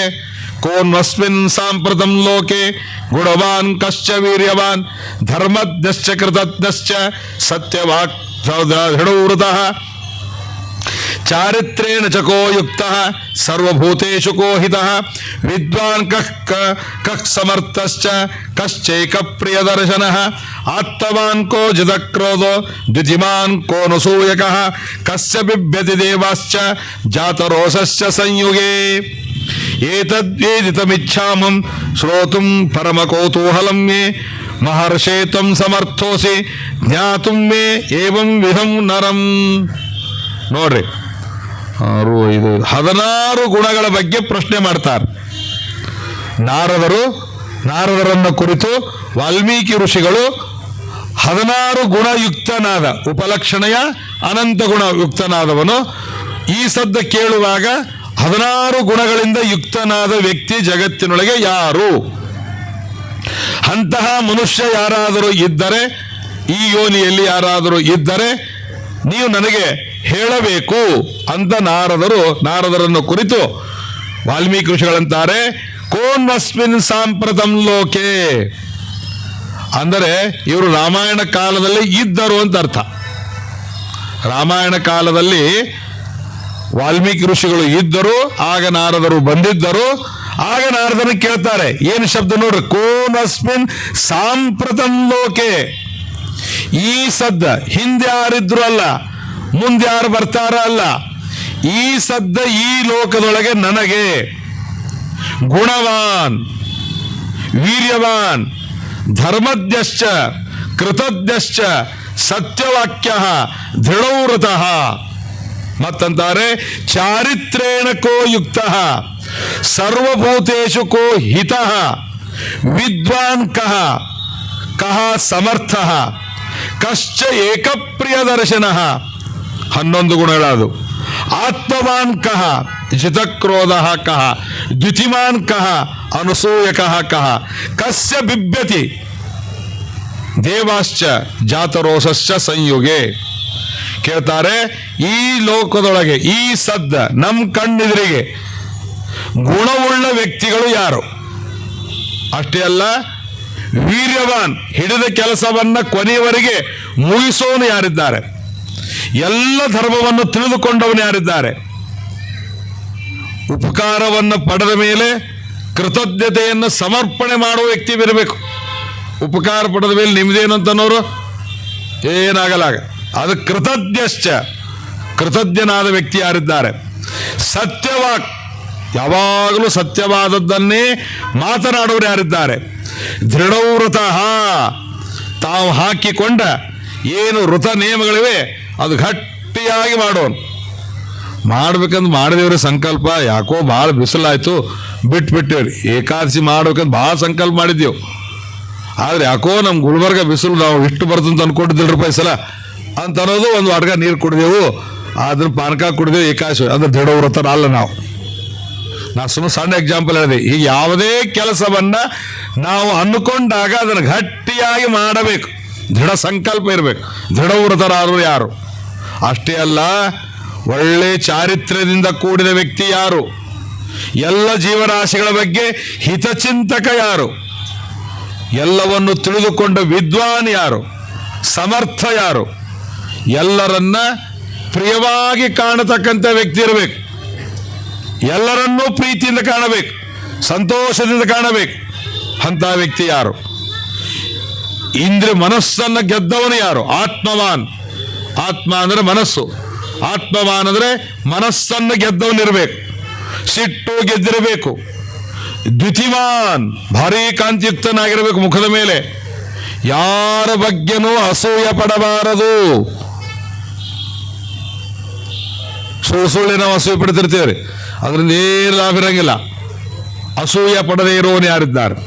ಯಾವ ಒಬ್ಬ ವ್ಯಕ್ತಿ ಯುದ್ಧದೊಳಗೆ ನಿಂತರೆ ದೇವತೆಗಳನ್ನು ಮೊದಲು ಮಾಡಿಕೊಂಡು ಎಲ್ಲರೂ ಅಂಜುತ್ತಾರಲ್ಲ. ಭೀಷಾಸ್ಮಾದ್ವಾತಃಪವತಿ ಭೀಷೋದೇತಿ ಸೂರ್ಯ ಭೀಷಾಸ್ಮಾದಗ್ನಿಶ್ಚೇಂದ್ರಶ್ಚ. ಆ ಮಾತನ್ನ ಇಟ್ಕೊಂಡು ಕೇಳ್ತಾರೆ ಅವರು. ಯಾವ ವ್ಯಕ್ತಿ ಸಿಟ್ಟಿಗೆ ಬಂದ್ರೆ ಅಗ್ನಿ ಮೊದಲಾದ ದೇವತೆಗಳು ಗಡಗಡ ನಡಕ್ತಾರಲ್ಲ, ಆ ಮಾತನ್ನ ಹೇಳ್ತಾರೆ. ಕಸ್ಯ ಬಿಭ್ಯತಿ ದೇವಾಶ್ಚ ಜಾತರೋಷಶ್ಚ ಸಂಯುಗೆ. ಆ ಯಾವ ವ್ಯಕ್ತಿ ಸಿಟ್ಟಿಗೆ ಬಂದು ನಿಂತ ಅಂದರೆ ದೇವರಿಗೆ ಸಿಟ್ಟಿಲ್ಲ, ಆದ್ರೆ ಸಿಟ್ಟು ಬಂದವರಂತೆ ನಾಟಕ ಮಾಡ್ತಾನೆ ದೇವರು. ಯಾಕೆ? ದೇವರಿಗೆ ದೋಷ ಇಲ್ಲ, ದೇವರಿಗೆ ದೋಷ ಇಲ್ಲ. ಸಿಟ್ಟು ಅನ್ನೋದೊಂದು ದೋಷ, ಆದರೆ ದೇವರಿಗೆ ಅದು ಇಲ್ಲ. ಆದರೂ ಸಿಟ್ಟಿಗೆ ಬರ್ತಾನೆ. ಅದರ ಅರ್ಥನು ಸಿಟ್ಟಿಗೆ ಬಂದವರಂತೆ ನಟಿಸ್ತಾನೆ. ಅವನು ನಟಿಸುವಾಗ ಆ ಸಿಟ್ಟನ್ನ ನೋಡಿ ಯಾರು ಯಾವನನ್ನು ನೋಡಿ ನಡುಕ್ತಾರೋ ಅಂತ ವ್ಯಕ್ತಿ ಯಾರು? ಹೀಗೆ 16 ಗುಣಗಳ ಬಗ್ಗೆ ಕೇಳಿಕೊಂಡು ಇಂಥ ವ್ಯಕ್ತಿಯನ್ನು ತಿಳಿದುಕೊಳ್ಳಬೇಕು ಅಂತ ಬಹಳ ಅಪೇಕ್ಷೆ ಇದೆ ನನಗೆ. ಒಬ್ಬೊಬ್ಬರು ಒಂದೊಂದಿದ್ದವರಲ್ಲ, ಮತ್ತೆ ಈ 16 ಗುಣಗಳು ಒಬ್ಬನಲ್ಲೇ ಇರಬೇಕು. ಅಂತ ವ್ಯಕ್ತಿ ಯಾರು ಅಂತ ತಿಳಿದುಕೊಳ್ಳಬೇಕಂತ ಅಪೇಕ್ಷೆ ಇದೆ ನನಗೆ. ಒಬ್ಬೊಬ್ರು ಸಿಗ್ತಾರ, ಒಬ್ಬೊಬ್ರು ವಿದ್ವಾನ್ ಸಿಗ್ತಾರ, ಜತಕ್ರೋಧರು ಸಿಗ್ತಾರ, ಆಮೇಲೆ ತಮ್ಮ ಊರಾಗಿರೋ ಜನರ ಮೇಲೆ ಹಿತಾಸಕ್ತಿ ಮಾಡೋರು ಸಿಗ್ತಾರ. ಅದೆಲ್ಲ ಉಪಯೋಗ ಇಲ್ಲ ನನಗೆ. ಈ ಎಲ್ಲ ಗುಣಗಳು ಒಬ್ಬ ವ್ಯಕ್ತಿಯಲ್ಲಿ ಇರಬೇಕು. ಅಂತ ವ್ಯಕ್ತಿಯನ್ನು ನಾನು ತಿಳಿದುಕೊಳ್ಳಬೇಕು ಅಂತ ಬಹಳ ಅಪೇಕ್ಷೆ ಇದೆ ಮಹರ್ಷಿ. ನಾರದರೆ, ಇಂಥ ವ್ಯಕ್ತಿಯನ್ನ ಯಾಕೆ ನಾನು ನಿಮಗೆ ಕೇಳಿದ್ದೀನಿ ಅಂದ್ರೆ, ನೀವು 14 ಲೋಕ ಸಂಚಾರ ಮಾಡುವವರು. ಆದ್ದರಿಂದ ನಿಮಗೆ ಗೊತ್ತಿದೆ ಯಾವ್ಯಾವ ಲೋಕದಲ್ಲಿ ಯಾವ್ಯಾವ ವ್ಯಕ್ತಿಗಳಿದ್ದಾರೆ, ಯಾರ ಹತ್ರ ಎಷ್ಟು ಗುಣಗಳಿವೆ ಅಂತನ್ನೋದು ನಿಮಗೆ ಪರಿಪೂರ್ಣವಾಗಿ ಗೊತ್ತಿದೆ ನಿಮಗೆ. ಆದ್ದರಿಂದ ನೀವು ಒಂದೇ ಕಡೆ ಕುಳಿತವ್ರಲ್ಲ ನೀವು. ಹೀಗಾಗಿ ಪ್ರತ್ಯಕ್ಷ ನೋಡಿ ಅನುಭವ ಪಟ್ಟು ನೀವು ಹೇಳೋರು ನೀವು. ಅದಕ್ಕಾಗಿ ನಿಮ್ಮನ್ನು ನಾನು ಕೇಳ್ತಾ ಇದ್ದೇನೆ. ಹೇಳ್ತಾರೆ ನೋಡ್ರಿ ಅವರು, ಮಹರ್ಷಿ ತ್ವಂ ಸಮರ್ಥೋಪಿ, ನೀವು ಸಮರ್ಥರಾಗಿದ್ದೀರಿ. ಇಂಥ ವ್ಯಕ್ತಿಯನ್ನ ಕಂಡು ಹಿಡಿದು ನಮಗೆ ಹೇಳೋದಕ್ಕೆ ನೀವು ಸಮರ್ಥರಾಗಿದ್ದೀರಿ. ಅಂಥ ವ್ಯಕ್ತಿಯನ್ನು ನನಗೆ ತಿಳಿದುಕೊಳ್ಳಬೇಕು ಅಂತ ಅಪೇಕ್ಷೆ ಇದೆ. ಅದನ್ನು ನೀವು ನನಗೆ ಹೇಳಬೇಕು ಅಂತ. ಬಹೋ ದುರ್ಲಭಶ್ಚೈತೆ ಏತ್ವಯ ಕೀರ್ತಿತ ಗುಣ ಮುನೇ ವಕ್ಷಾಮ್ಯಹಂ ಬುದ್ಧ ತೈರ್ಯುಕ್ತ ಶ್ರೂಯತಾಂ ವರ ನರಹ. ನೀನು ಕೇಳಿದ ಈ ಎಲ್ಲ ಗುಣಗಳಿಂದ ಯುಕ್ತನಾದ ವ್ಯಕ್ತಿಯನ್ನ ಹೇಳ್ತೇನೆ, ಅದನ್ನು ನೀನು ಕೇಳುವಂತನಾಗು ಅಂತ ನಾರದರು ಆ ವ್ಯಕ್ತಿ ಯಾರು ಅನ್ನೋದನ್ನ ರಾತ್ರಿಯೆಲ್ಲ ಚಿಂತನೆ ಮಾಡಿ ನಾಳೆಗೆ ಬಂದು ವಾಲ್ಮೀಕಿ ಋಷಿಗಳಿಗೆ ಹೇಳ್ತಾರೆ. ಆದರೆ ನಾಳೆ ಆ ವ್ಯಕ್ತಿ ಯಾರು, ಆ ವ್ಯಕ್ತಿಯ ಬಗ್ಗೆ ನಾಳೆ ತಿಳಿದುಕೊಂಡು ಮುಂದೆ ಆ ರಾಮಾಯಣದ ಕಥೆಯನ್ನ ಮುಂದುವರಿಸೋಣ. ಶ್ರೀ ಕೃಷ್ಣಾರ್ಪಣಮಸ್ತು. ಇವತ್ತು ಸಂವತ್ಸರ ಪ್ರಾರಂಭವಾದದ್ದರಿಂದ ಸಂವತ್ಸರದ ಆದಿಯಲ್ಲಿ ಪಂಚಾಂಗ ಶ್ರವಣವನ್ನ ಮಾಡಬೇಕು ಅನ್ನೋದು ಇದು ಪ್ರಸಿದ್ಧವಾದದ್ದು. ಇದಕ್ಕೆ ದೇವಕಿಯೇ, ಕೃಷ್ಣನ ತಾಯಿಯಾದ ದೇವಕಿ ಕೃಷ್ಣ ಪರಮಾತ್ಮ ಪ್ರಾದುರ್ಭೂತನಾದಾಗ ಸ್ತೋತ್ರ ಮಾಡಿರ್ತಕ್ಕಂಥದ್ದು ಒಂದು ಶ್ಲೋಕ. ಆ ಶ್ಲೋಕವನ್ನು ಪಂಚಾಂಗದ ಆದಿಯಲ್ಲಿ ಹಾಕ್ತಾರೆ. ಅದಕ್ಕೆ ಕಾರಣ ಇಷ್ಟೇ. ಪಂಚಾಂಗ ಅನ್ನೋದು ನಿಮಗೆ ಗೊತ್ತು, ಇದು ಕಾಲಕ್ಕೆ ಸಂಬಂಧಪಟ್ಟದ್ದು. ಕಾಲಕ್ಕೆ ಸಂಬಂಧಪಟ್ಟದ್ದು ಅಂದರೆ ಸಮಯಕ್ಕೆ ಸಂಬಂಧಪಟ್ಟದ್ದು. ಸಮಯ ಇದು ಎಲ್ಲರಿಗೂ ಸಂಬಂಧಪಟ್ಟದ್ದು. ಸಮಯಕ್ಕೆ ಇಲ್ಲದ ವ್ಯಕ್ತಿ ಯಾರೂ ಇಲ್ಲ, ಸಮಯಕ್ಕೆ ಬಗ್ಗದ ವ್ಯಕ್ತಿ ಯಾರೂ ಇಲ್ಲ, ಸಮಯದ ಅಧೀನನಾಗದಿರುವ ವ್ಯಕ್ತಿ ಯಾರೂ ಇಲ್ಲ. ಎಲ್ಲರೂ ಸಮಯಕ್ಕೆ ಬದ್ಧರಾದವರೇ, ಸಮಯಕ್ಕೆ ಅಧೀನರಾದವರೇ. ಸಮಯ ಬಂದರೆ ಎಲ್ಲರೂ ಒಂದಿನ ಇರಬೇಕು, ಒಂದಿನ ಹೋಗ್ಬೇಕಷ್ಟೆ. ಅದರ ಸಮಯ ಎಲ್ಲರನ್ನು ತನ್ನ ಅಧೀನವಾಗಿ ಇಟ್ಟುಕೊಂಡಿದೆ. ಇಂಥ ವ್ಯಕ್ತಿ ಅಂತ ಬಿಟ್ಟಿಲ್ಲ. ಆದ್ದರಿಂದ ಸಮಯಕ್ಕೆ ನಿಯಾಮಕನಾದ ಭಗವಂತ ಅವರಿಗೆ ಕಾಲನಾಮಕ ಭಗವಂತ ಅಂತ ಕರೀತಾರೆ. ಆ ಕಾಲನಾಮಕನಾದ ಭಗವಂತನನ್ನ ದೇವಕಿ ಸ್ತೋತ್ರ ಮಾಡಿದ್ದಾಳೆ. ಅದಕ್ಕಾಗಿ ಅವಳ ಸ್ತೋತ್ರವನ್ನ ಭಾಗವತದಲ್ಲಿ ಬಂದ ಆ ಶ್ಲೋಕವನ್ನ ಪಂಚಾಂಗದ ಆದಿಯಲ್ಲಿ ಹಾಕ್ತಾರೆ. ಏನು ಸ್ತೋತ್ರ ಮಾಡ್ತಾಳೆ ಅವಳು? ಯೋಯಂ ಕಾಲಸ್ತಸ್ಯ ದೇವ್ಯಕ್ತ ಬಂದೋ ಚೇಷ್ಟಾ ಮಾಹುಶ್ಚೇಷ್ಟತೆ ಏನ ವಿಶ್ವಂ ನಿಮೇಷಾದಿರ್ವತ್ಸರಾಂತೋ ಮಹೀಯಾನ್ ತಂ ತೇ ಶಾನಂ ಕ್ಷೇಮಧಾಮ ಪ್ರಪದ್ಯೆ. ಎಲ್ಲರ ಕ್ಷೇಮದ ಮನಿಯಾಗಿರುವ ಭಗವಂತನಿಗೆ ನಮಸ್ಕಾರ. ಕ್ಷೇಮ ಕ್ಷೇಮ ಅಂದ್ರೆ ಪಡೆದುಕೊಂಡದ್ದನ್ನು ರಕ್ಷಣೆ ಮಾಡುವುದಕ್ಕೆ ಕ್ಷೇಮ ಅಂತಂತಾರೆ. ನಾವೇನು ಪಡೆದುಕೊಂಡಿರ್ತೀವಲ್ಲ, ನಾವೇನು ಕರ್ಮವನ್ನು ಮಾಡಿ ಪುಣ್ಯ ಪಾಪವನ್ನು ಪಡೆದುಕೊಂಡಿರ್ತೀವಲ್ಲ, ಈ ಪಡೆದುಕೊಂಡದ್ದನ್ನು ರಕ್ಷಣೆ ಮಾಡ್ತಾನೆ ಭಗವಂತ. ಅದಕ್ಕಾಗಿ ಭಗವಂತನಿಗೆ ಕ್ಷೇಮ ಅಂತ ಕರೀತಾರೆ. ಯೋಗ ಅಂದರೆ ನಮಗೆ ಇಲ್ಲದೇ ಇದ್ದದ್ದು ಬರೋದು, ನಮ್ಮ ಹತ್ರ ಇಲ್ಲದೇ ಇದ್ದದ್ದು ನಮ್ಮ ಕಡೆಗೆ ಬಂದರೆ ಅದು ಯೋಗ. ಬಂದದ್ದನ್ನು ರಕ್ಷಣೆ ಮಾಡಿಕೊಳ್ಳೋದು ಕ್ಷೇಮ. ಈ ಕ್ಷೇಮಕ್ಕೆ ಮುಖ್ಯ ಮನಿಯಾಗಿರತಕ್ಕಂಥವ್ರು ಭಗವಂತ. ಅವನಿಗೆ ನಾನು ಶರಣಾಗತನಾಗ್ತೇನೆ ಅಂತ ದೇವಕಿ ಹೇಳ್ತಾಳೆ. ಆ ಭಗವಂತ ಎಂಥವನವನು? ಕ್ಷೇಮಧಾಮನಾದ ಭಗವಂತ ಅಂದರೆ ಸಮಗ್ರವಾದ ಕಾಲಕ್ಕೆ ನಿಯಾಮಕನಾದವನು. ಆ ಕಾಲಕ್ಕೆ ಒಂದು ವಿಶೇಷಣ ಕೊಡ್ತಾಳೆ. ಎಷ್ಟು ಚಂದ ವಿಶೇಷ ಕೊಡ್ತಾಳೆ ನೋಡ್ರಿ. ಅವ್ಯಕ್ತ ಬಂಧು ಅಂತ ವಿಶೇಷ ಕೊಡ್ತಾಳೆ. ಕಾಲ ಹೋದದ್ದು ಯಾರಿಗೂ ಗೊತ್ತಾಗಲ್ರಿ. ಘಟಾಳದಲ್ಲಿ ಮೂಳು ಮುಂದೆ ಹೋಗ್ತಾರೆ ಅಷ್ಟೇ ರೀ. ಆದ್ರೆ ಕಾಲ ಮುಂದೆ ಹೋದದ್ದು ಯಾರಿಗೂ ಗೊತ್ತಾಗಂಗಿಲ್ಲ. ನೀವೇ ಅಂತೀರಿಲ್ಲ, ಎಷ್ಟೊತ್ತಾಯ್ತು ನೋಡ್ರಿ ಗೊತ್ತೇ ಅಲ್ಲಿ ನೋಡ್ರಿ ಕಾಲ ಹೋದದ್ದು ಅಂತಂತೀರಿ. ಕಾಲ ಹೋದದ್ದು ಯಾಕೆ ಗೊತ್ತಾಗಲಿಲ್ಲ? ಅದು ನಮಗೆ ಈ ಘಟ ಪಟ ಮನುಷ್ಯರು, ಈ ದೀಪ, ಕಾರು, ಸ್ಕೂಟರು ಮನುಷ್ಯರಂಗೆ ಕಾಣುವ ವಸ್ತು ಅಲ್ಲಲ್ಲ, ಅದು ಕಾಣದ ವಸ್ತು. ಅದು ಕೇವಲ ಸಾಕ್ಷಿಯಿಂದಲೇ ಗೊತ್ತಾಗುವ ವಸ್ತು. ಸಮಯ ಕಣ್ಣಿಗೆ ಕಾಣಿಸೋದಿಲ್ಲ, ಕಿವಿಗೆ ಕೇಳಿಸೋದಿಲ್ಲ, ಮೂಗಿನಿಂದ ವಾಸ್ತವಲಿಕ್ಕೆ ಬರಂಗಿಲ್ಲ, ಕೈಯಿಂದ ಮುಟ್ಲಿಕ್ಕೆ ಬರಂಗಿಲ್ಲ. ಆದ್ದರಿಂದ ಅದು ಯಾವ ಇಂದ್ರಿಯಕ್ಕೂ ಗೋಚರ ಆಗುವುದಿಲ್ಲ. ಇದು ಬಹಳ ಮಹತ್ವದ ಪ್ರಮೇಯ, ನೆನ್ಪಿಟ್ಕೋರಿ. ಸಮಯ ಮಾತ್ರ ಯಾರಿಗೂ ನಾವು ನೋಡ್ತೀವಿ. ನಾವು ಏನು ನೋಡ್ತೀವಿ ಘಟಾಳೊಳಗೆ? ಆ ಘಟಾಳ ನೋಡೋದು ನಾವು ಊಹಾ ಮಾಡ್ತೇವೆ, ನಾವು ಅನ್ಕೊಂಡಿದ್ದೇವೆ ಇದು ಎಂಟಿನ ಮುಳ್ಳಿನ ಮೇಲೆ ಬಂದ್ರೆ 8 ಆಗಿದೆ ಅಂತ ತಿಳ್ಕೋಬೇಕು ಅಂತ. ಇದು ನಾವು ತಿಳ್ಕೋಬೇಕು ಅಂತ ಅನ್ಕೋತೀವೋ, ಅದು ನಿಜವಾದ ಸಮಯ ಅಲ್ಲ. ನಿಮಗೇನು ಒಳಗೆ ಗೊತ್ತಾಗ್ತದೆ. ಈ ಘಟಾಳೆಲ್ಲ ಮೊದಲು ಎಲ್ಲಿದ್ದು ಹೇಳ್ರಿ? ಈಗೊಂದು 30-40 ವರ್ಷ ಆಯ್ತು ಘಟಾಳ ಬಂದಾವ್ರಿ. ಮೊದಲೆಲ್ಲಿ ಘಟಾಳಿದ್ದು? ನೀವೇ ಹೇಳ್ತಿದ್ರು, ಸೂರ್ಯ ತಲೆ ಮೇಲೆ ಬಂದಿದ್ದಾರ ಅಂದ್ರೆ 12 ಆಗಿದೆ, ಸೂರ್ಯ ಈ ಪಕ್ಕದಲ್ಲಿ ಬಂದಿದ್ದಾರೆ ಅಂದ್ರೆ 11 ಆಗಿದೆ, ಈ ಪಕ್ಕದಲ್ಲಿ ಬಂದ್ರೆ 1, 2 ಆಗ್ತಾ ಇದೆ, ಹಿಂಗೆ ತೆಳಗೆ ಬರ್ತಾ ಇದ್ರೆ 5 ಆಗಿದೆ. ಇದೆಲ್ಲ ನಾವೇ ಅನ್ಕೋತಿದ್ದೇವು. ಈಗ ನೀವೆಲ್ಲ ಇದು ವಾಚನ ಮಾಡ್ಕೊಂಡಿರಿ. ಮೊದಲೆಲ್ಲಿತ್ತು ವಾಚ? ಮೊದಲು ವಾಚನೂ ಇದ್ದಿದ್ದಿಲ್ಲ. ಸಮಯವನ್ನ 5 ಥರದ ನೆನಪಿಸಿಕೊಡ್ತಕ್ಕಂಥ ವಸ್ತುಗಳು ಯಾವೂ ಇದ್ದಿದ್ದಿಲ್ಲ. ಅದು ನಮ್ಮ ಸಾಕ್ಷಿಯಿಂದ, ಆತ್ಮ ಸಾಕ್ಷಿಯಿಂದ ತಿಳಿದುಕೊಳ್ತಾ ಇದ್ದೆವು.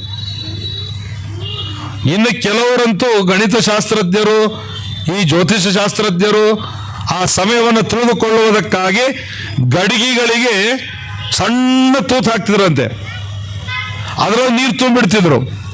ಕೆಳಗಡೆ ಇಷ್ಟು ಹನಿ ಬಿದ್ದರೆ ಇಷ್ಟು ಸೆಕೆಂಡ್ ಆಯಿತು ಅಂತ ತಿಳಿದುಕೊಂಡು ಸಮಯವನ್ನು ಅರ್ಥ ಮಾಡ್ಕೊಳ್ತಿದ್ರಂತೆ. ಕೆಳಗ ಪಾತ್ರೆಯೊಳಗೆ ಲೈನ್ ಹೊಡೆದು ಈ ಲೈನಿಗೆ ಬಂದರೆ 9, ಈ ಲೈನಿಗೆ ಬಂದರೆ 10, 12 ಅಂತ. ಅಂದ ಮೇಲೆ ಕಾಲ ತಿಳಿಯೋದು ಕೇವಲ ಸಾಕ್ಷಿಗೆ ಮಾತ್ರ. ಅದಕ್ಕಾಗಿ ಅವಳು ಹೇಳಿದ್ರು, ಅವ್ಯಕ್ತ ಬಂಧು. ಕಾಲಕ್ಕೆ ನಿಯಾಮಕನಾದ ಭಗವಂತ ನಮ್ಮ ಕಣ್ಣಿಗೆ ಕಾಣುವ ವಸ್ತು ಅಲ್ಲ, ನಮ್ಮ ಕಣ್ಣಿಗೆ ಕಾಣದೆ ನಮಗೆ ಬಂಧು ಆಗಿದ್ದಾನೆ ಅವನು. ಅವಿಜ್ಞಾತ ಸಖ ಅಂತ ಹೇಳುವಂತೆ ಅವ್ಯಕ್ತ ಬಂಧು ಅಂತ ಕರೀತಾಳೆ. ಹಾಗೆ ನಾವು ಬಂಧು ಅಂತ ಹೆಂಗೆ ಗೊತ್ತಾಗ್ತದೆ ನಮಗೆ? ಚೇಷ್ಟಾಮಾಹುಶ್ಚೇಷ್ಟತೆ ಏನ ವಿಶ್ವಂ. ಆ ಚೇಷ್ಟೆಯಿಂದ ಗೊತ್ತಾಗ್ತದೆ. ಜಗತ್ತಿನೊಳಗೆ ನಾವು ಮಾಡುವ ವ್ಯಾಪಾರದಿಂದ ಆ ಕಾಲನಾಮಕನಾದ ಭಗವಂತ ನಮ್ಮ ಹತ್ರ ಇದ್ದಾನೆ ಅಂತ ಗೊತ್ತಾಗ್ತದೆ. ಅಂತ ಭಗವಂತನಿಗೆ ನಮಸ್ಕಾರವನ್ನು ಮಾಡಿ, ಬ್ರಹ್ಮಾದಿ ದೇವತೆಗಳಿಗೆ ಅವರ ಅನುಗ್ರಹ ನಮಗೆ ಬೇಕು, ಅವರ ಮಂಗಳ ಯಾವಾಗಲೂ ಮಾಡಲಿ ಅಂತ ಹೇಳ್ತಾ, ಆದಿತ್ಯಾದಿ ನವಗ್ರಹಗಳು ನಮಗೆ ಮಂಗಳವನ್ನು ಮಾಡಿ ಅಂತ ಹೇಳ್ತಾ, ಶ್ರೀಮದ್ ಆಚಾರ್ಯರಿಗೆ ನಮಸ್ಕಾರವನ್ನು ಮಾಡಿ, ಟೀಕಾಕೃತ್ಪಾದರಿಗೆ ನಮಸ್ಕಾರವನ್ನು ಮಾಡಿ, ಸಮಸ್ತ ಗುರುಗಳು ಸತ್ಯಾತ್ಮ ತೀರ್ಥರನ್ನು ಆರಂಭ ಮಾಡಿಕೊಂಡು ಟೀಕಾಕೃತ್ಪಾದರ ಮಧ್ಯ ಮಾಡಿಕೊಂಡು ಶ್ರೀಮದ್ ಆಚಾರ್ಯ ಪರ್ಯಂತ ಬರುವ ಏನು ಗುರು ಪರಂಪರೆ ಮಾಧ್ವ ಪೀಠಾಧಿಪತಿಗಳು ಅಂತ ಎಷ್ಟೆಷ್ಟು ಜನ ಇದ್ದಾರೆ, ಅವರೆಲ್ಲರಿಗೂ ಕೂಡ ಗುರು ಪರಂಪರೆಗೆ ನಮಸ್ಕಾರವನ್ನು ಮಾಡಿ, ನಿಮಗೆ ಯಾರು ಪಾಠ ಹೇಳಿದ್ದಾರೆ, ನಿಮಗೆ ಯಾರು ಜ್ಞಾನ ಉಪದೇಶ ಮಾಡಿದ್ದಾರೆ, ಅವ ಗುರುಗಳಿಗೂ ಅಪಾದ ಮಸ್ತಕ ಅವರನ್ನು ಸ್ಮರಿಸಿ, ಚೈತ್ರ ಮಾಸದ ಶುಕ್ಲ ಪಕ್ಷದ ಬೆಳಗಿನ ದಿನ ಎದ್ದು ಭಗವಂತನನ್ನ ಸ್ಮರಿಸುತ್ತಾ ಶಾಂತ ಸ್ವರದಿಂದ ಎದ್ದು, ಮನೆಯಲ್ಲಿ ಇರುವ ಹಿರಿಯರಿಗೆ ಯಾರು ಮಾಡಿದ್ದಿಲ್ಲ ಅಂದ್ರೆ ಇನ್ಮ್ಯಾಲ್ ಮಾಡ್ರಿ, ಮಾಡಿ ಬಂದಿದ್ರೆ ಬಹಳ ಸಂತೋಷ. ವೃದ್ಧೋಕ್ತಿ ಪರಿಗೃಹ್ಯ, ಮನೆಯಲ್ಲಿ ಇರುವ ಹಿರಿಯರಿಗೆ ನಮಸ್ಕಾರವನ್ನು ಮಾಡಿ ಅವರ ಆಶೀರ್ವಾದದ ಮಾತುಗಳನ್ನ ಸ್ವೀಕಾರ ಮಾಡಬೇಕಂತೆ.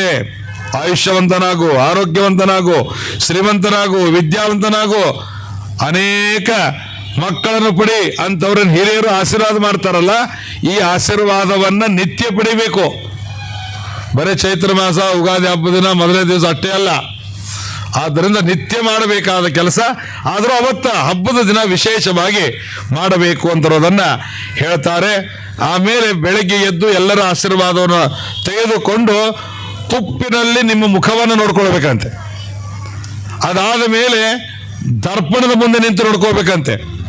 ಯಾಕಿದೆಲ್ಲ ಹೇಳ್ತಾರೆ ದರ್ಪಣ ಮುಂದೆ ನೋಡ್ಕೋಬೇಕು ಅಂತ ಅಂದರೆ, ಹೋದ ವರ್ಷ ಶೋಭನ ನಾಮ ಸಂವತ್ಸರದಲ್ಲಿ ನಾನು ಎಷ್ಟು ಸಂಧ್ಯಾವಂದನ ಮಾಡಿದ್ದೇನೆ, ಸಂಧ್ಯಾವಂದನ ಮಾಡಿ ಗಾಯತ್ರಿ ಜಪವನ್ನು ಮಾಡಿ ನನ್ನ ಮುಖದ ಮೇಲೆ ತೇಜಸ್ಸು ತಂದುಕೊಂಡಿದ್ದೇನೆ, ನಾನೆಷ್ಟು ಕೃಷ್ಣ ಜಪವನ್ನು ಮಾಡಿ ತುಳಸಿಗೆ ನೀರು ಹಾಕಿ ಗುರುಮಂತ್ರವನ್ನು ಮಾಡಿ ನನ್ನ ಮುಖದ ಮೇಲೆ, ಅಥವಾ ಗಂಡನ ಸೇವಾ ಮಾಡಿ ಮಕ್ಕಳ ಸೇವಾ ಮಾಡಿ ನನ್ನ ಮುಖದ ಮೇಲೆ ಏನು ತೇಜಸ್ಸು ಬಂದದ ಅಂತ ನೋಡ್ಕೋಸಲುವಾಗಿ ಹೆಣ್ಮಕ್ಳು ಜಪ ತಪವನ್ನು ಮಾಡಿ ಹೋಮ ಹವನ ಮಾಡಿ ಪಾಠ ಪ್ರವಚನವನ್ನು ಮಾಡಿ ರಾಮ ಮಂದಿರಕ್ಕೆ ಹೋಗಿ 2 ಸಲ ದರ್ಶನ ತಗೊಂಡು ನನ್ನ ಮುಖದ ಮೇಲೆ ತೇಜಸ್ಸು ಬಂದದ್ದು ನೋಡ್ಕೋ ಸಲುವಾಗಿ ಕನ್ನಡಿ ನೋಡ್ಕೋಬೇಕಂತ್ರಿ.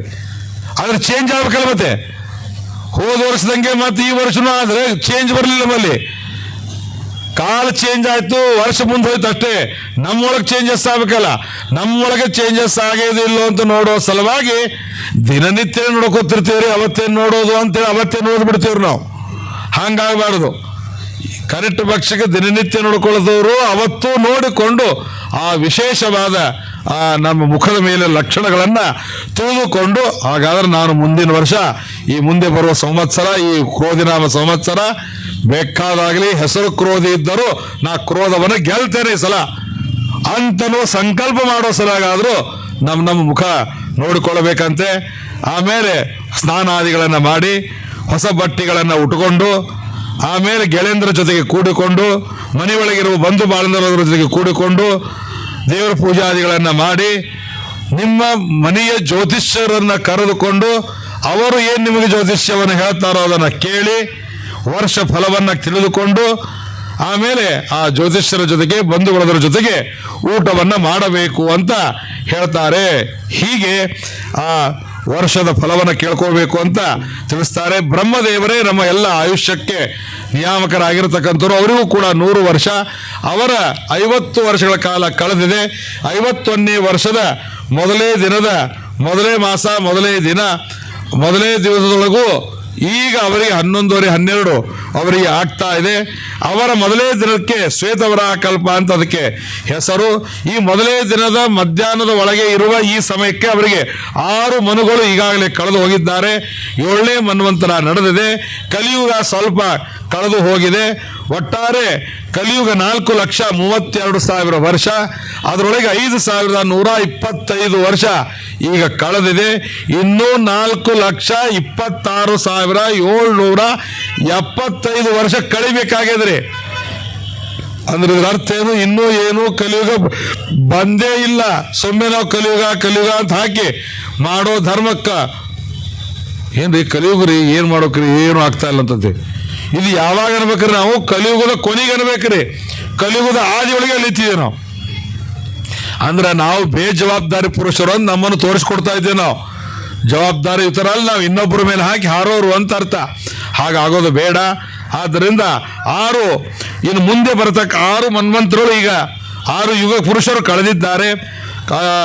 ಉಜ್ಜಯಿನಿಯಲ್ಲಿ ಅಂದರೆ ಹಸ್ತಿನಾಪುರ ಪಟ್ಟಣ ಹಸ್ತಿನಾವತಿಯೊಳಗೆ ಯುಧಿಷ್ಠಿರ ಶಕ ವರ್ಷ, ಉಜ್ಜಯಿನಿಯಲ್ಲಿ ವಿಕ್ರಮ ಶಕ ವರ್ಷ, ಆಮೇಲೆ ಪ್ರತಿಷ್ಠಾ ನಗರದಲ್ಲಿ ಶಾಲಿವಾನ ಶಕ ವರ್ಷ.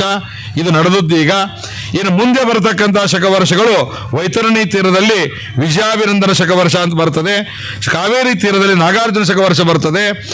ಕೊನೆಗೆ ಅಂತೆ ಗೌಡ ದೇಶದಲ್ಲಿ ಕಲ್ಕಿ ಭೂಪ ಶಕ ವರ್ಷ ಅಂತ ಬರ್ತದೆ. ಈ ವರ್ಷದಲ್ಲಿ ರಾಜಾದಿಗಳು ಮಂಗಳ ರಾಜನಾಗಿದ್ದಾನೆ, ಶನಿ ಮಂತ್ರಿ ಆಗಿದ್ದಾನೆ, ಆಮೇಲೆ ಶನಿನೇ ಅಪರ ಸಸ್ಯಾಧಿಪನಾಗಿದ್ದಾನೆ, ಶನಿ ಅರ್ಘಾಧಿಪನಾಗಿದ್ದಾನೆ, ಮೇಘಾಧಿಪನಾಗಿದ್ದಾನೆ. ಒಬ್ಬನೇ ಶನಿ ಅನೇಕ ಸ್ಥಾನಗಳನ್ನು ತಾನೇ ತೆಗೆದುಕೊಳ್ತಾನೆ. ಹೇಗೆ ಕೆಲವು ಕಡೆ ನಾವು ನೋಡ್ತೇವೆ ಈಗ ರಾಜಕಾರಣಿಗಳಿಗೆ ಒಬ್ಬೊಬ್ಬರು 2 ಹುದ್ದೆಗಳನ್ನು ಮಿನಿಸ್ಟರ್ಗಳನ್ನು ಇಟ್ಕೊಂಡಿರ್ತಾರಲ್ಲ, ಹಂಗೆ ಇಟ್ಕೊಂಡಿದ್ದಾರೆ ಇವರು ಕೂಡ. ಆದರೆ ಮಂಗಳ ಸ್ವಲ್ಪ ರಾಜನಾದದ್ದರಿಂದ ಸ್ವಲ್ಪ ಧಾನ್ಯ ದವಸಗಳ ತೊಂದರೆ ಆಗ್ತಂತ ಹೇಳ್ತಾರೆ. ಆದರೆ ರಸಾಧಿಪ ಗುರು ಆದದ್ದರಿಂದ ಈ ಕಬ್ಬು ಗಿಬ್ಬು ಭಾಳ ಬೆಳೀತಂತವ್ರಿ. ಹಿಂಗಾಗಿ ಮಾಡ್ಲಿಕ್ಕೆ ಅಡ್ಡಿ ಇಲ್ಲ. ಯಾರು ಅದನ್ನು ಇಟ್ಕೊಂಡಿರಿ ಅವ್ರು ಮಾಡ್ಲಿಕ್ಕಲ್ಲ. ಇಚ್ಚು ಚಂದನ ವೃಕ್ಷ ಇತ್ಯಾದಿಗಳೆಲ್ಲ ಇಡೋದು ಬೆಳೆದರೆ ಬೆಳೀತದಂತೆ. ಯಾಕೆ ರಸಾಧಿಪ ಗುರು ಇದ್ದದ್ದರಿಂದ ಮಂಗಳ ಸ್ವಲ್ಪ ತೊಂದರೆ ಕೊಡ್ತಾನಂತೆ. ಆದರೂ ನೀರು ಸ್ವಲ್ಪ ಅಲ್ಲೆಲ್ಲಿ ಕಮ್ಮಿ ಆಗ್ತದೆ, ಸಾಮಾನ್ಯವಾಗಿ ನೀರು ಹೆಚ್ಚು ಆಗ್ತದಂತೂ ಬರ್ತದಂತೂ ಕೂಡ ಹೇಳ್ತಾರೆ. ಜನರೆಲ್ಲರೂ ಕೂಡ ಚಂದ್ರ ಧಾನ್ಯಾಧಿಪನಾದಂದ್ರೆ ಜನರೆಲ್ಲರೂ ಸುಖಿಗಳಾಗಿರ್ತಾರಂತೆ. ಧಾನ್ಯ ದವಸಗಳು ಕೂಡ ಪ್ರಯತ್ನ ಪೂರ್ವಕವಾಗಿ ಮಾಡಿದಾಗ ಆ ನಿಶಾಕರ ಕೊಡ್ತಾನೆ ಅಂತ ಹೇಳ್ತಾರೆ. ಅಂತೂ ಅರ್ಧ ಬರ್ತದೆ, ಅರ್ಧ ಹೋಗ್ತದೆ. ಇದು ಬ್ಯಾಲೆನ್ಸ್ ಯಾವಾಗಲೂ ಇರೋದೆ. ಒಬ್ಬ ಚಲೋ ರಾಜ ಇದ್ದರೆ, ಮಂತ್ರಿ ಕೆಟ್ಟವರಿದ್ದರೆ, ಉಳಿದವರು ಸರಿ ಇರ್ತಾರೆ, ಅದು ಬ್ಯಾಲೆನ್ಸ್ ಮಾಡ್ತಾರೆ. ರಾಜ ಚಲೋ ಇರ್ತಾನೆ, ಕೆಲವು ಸಲ ಮಂತ್ರಿಗಳು ದುಷ್ಟ ಇರ್ತಾರೆ, ಅದನ್ನು ಬ್ಯಾಲೆನ್ಸ್ ಮಾಡಿ ಅದು ಅಂತಾರೆ. ಅಂತೂ ಬ್ಯಾಲೆನ್ಸ್ ಇಟ್ ಇದು ಕಲಿಯುಗಗಳು ಯಾವಾಗಲೂ ಇದ್ದದ್ದೇ, ಬೇಕೇ ಬೇಕು. ಇಲ್ಲದೇ ಇದ್ದರೆ ನಡೆಯೋದಿಲ್ಲ. ಇಬ್ಬರು ಗಂಡ ಹೆಂಡತಿ ಧಾರ್ಮಿಕರಾದರೆ ಬಹಳ ಕಷ್ಟ ಕೆಲವು ಸಲ. ಅದು ಸ್ವಲ್ಪ ಹೆಂಡತಿ ಧಾರ್ಮಿಕ ಇದ್ರೆ ಗಂಡ ಸ್ವಲ್ಪ ಒಂದು 10% ಹಾದಿ ಬಿಟ್ಟಿರಬೇಕು. ಗಂಡ ಭಾರಿ ಇದ್ದಾದ್ರೆ ಹೆಂಡತಿ 10% ಬಿಡ. ಅಂದ್ರೆ ಅದು ಮ್ಯಾಚಿಂಗ್ ಆಗಿ ಮನೆ ಒಳಗೆ ಚಲೋ ನಡೀತದ್ರಿ. ಇಬ್ಬರೂ ಧಾರ್ಮಿಕರೇ ಆದರೆ ಲೌಕಿಕ ತಪ್ಪಿ ಹೋಗ್ಬಿಡ್ತದೆ. ಸ್ವಲ್ಪ ಲೌಕಿಕನೂ ಇರಬೇಕು. ಲೌಕಿಕ ಇದ್ರೆ ವ್ಯವಹಾರ ನಡೀತದೆ, ಇಲ್ಲ ನಡೆಯೋದು ಹೆಂಗೆ. ಆದ್ದರಿಂದ ಇದು ಬ್ಯಾಲೆನ್ಸ್ ಅನ್ನೋದು ಈ ನಮ್ಮ ಶಾಸ್ತ್ರದಲ್ಲಿಯೂ ಕೂಡ ಇದ್ದದ್ದೇ, ಜ್ಯೋತಿಷ್ಯದಲ್ಲೂ ಕೂಡ ಇದ್ದದ್ದೇ. ನಿಮ್ಮ ರಾಶಿ ನಿಮ್ಮ ಮನಸ್ಸನ್ನ ಇಟ್ಕೋರಿ.